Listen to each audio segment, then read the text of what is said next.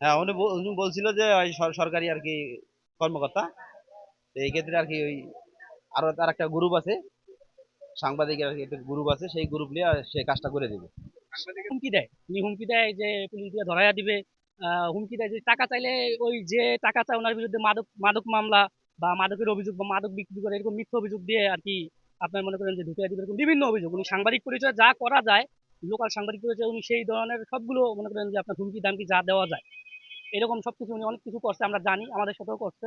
এরকম আরো বিদ্যুৎ এই যে ভাই, এই ভাইয়ের কাছে রাস্তা বের করার জন্য কয় যে আমার এক বড় অফিসার আছে, এর কাছে আমি আলাপ করলে আমার কাজ হয়ে যাবে, তো আপনি টাকা পয়সা কিছু দেন, আমি আলাপ মানে রাস্তা এনার বাড়ি যাওয়ার রাস্তা, এই রাস্তার কাজের জন্য ৮০,০০০ টাকা নিচ্ছে।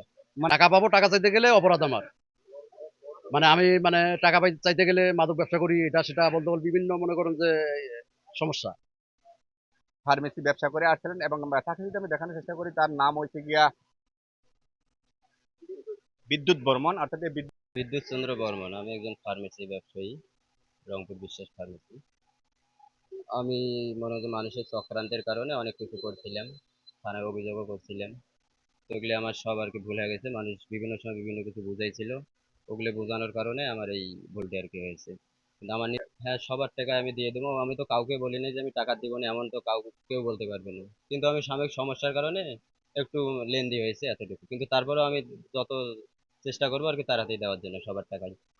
দর্শক, আমরা চলে যাচ্ছি সেই ভুক্তভোগী যিনি রাস্তা করে দিবে বলে যার থেকে ৮৫,০০০ টাকা নিচ্ছে, সে আব্দুর রাজ্জাকের কাছে। নাম হলো আব্দুর রাজ্জাক। আমি দুই সাথে পরিচয় হলো ওই নুরজামাল আর আশাফুলের সাথে চা টা খাইতে এরকম কথাবার্তা করতে ওখানে আর কি পরিচয়। তো আমি এক সময় কইলাম বলে আমার রাস্তা নিয়ে একটা ঝামেলা, উনি পরিচয় দিলে কয় আমি হলো মানবাধিকার সঙ্গে এবং জি টিভি টিভির আমি হলো সাংবাদিক, জি টিভি চ্যানেলের সাংবাদিক আর কি কথা বলছে। উনি ছবি আইডি কার্ডও দিচ্ছে, আর হলো মানবাধিকারের কর্মী উনি। ওনার সাথে মানবাধিকার হাইকোর্টের বড় বড় স্যার ভালো পরিচিত। তো আমি রাস্তা বাই করে দেবো এত টাকা, মানে ৮৫,০০০ টাকা ওনার কাছে ডকুমেন্ট কন্ট্যাক্ট হয়েছে। তো আমি যদি না বাই করে দিতে পারি টাকাটা, আমি এতদিনের ভেতর না বাই দিলে তোমার টাকা রিটার্ন দেবো। তো এইভাবে কন্ট্রাক্টে এত স্যার কাজ তো রাস্তা করে দিতে পারে নাই। এই ক্ষেত্রে আমি ওর এদিন চা খাইতে আসছি আমার দোকানের সামনে, ওই জিজ্ঞেস করলাম, বলো ভাই যদি রাস্তা তো ৩ মাস সময় গেল, রাস্তা বাইকে দিতে পারলি না, তার শুধু রাস্তায় বন্ধ হয়ে গেল আমার, তাহলে টাকাটা তুমি কোনদিন ফেরত দিবি? তো আমি রাগারাগি করি, কইলাম টাকা দেবো না, তুমি মামলা করো, মুক্ত কেমনে নাও দেখি। পরে আমি বললাম তো না, আমি তো মামলা করে টাকা দিই নাই, তো আমি টাকা দিই সুন্দরভাবে রাস্তা ক্লিয়ার করে দেবে, না দিলে আমার টাকা ফেরত দিবে এই পর্যন্ত।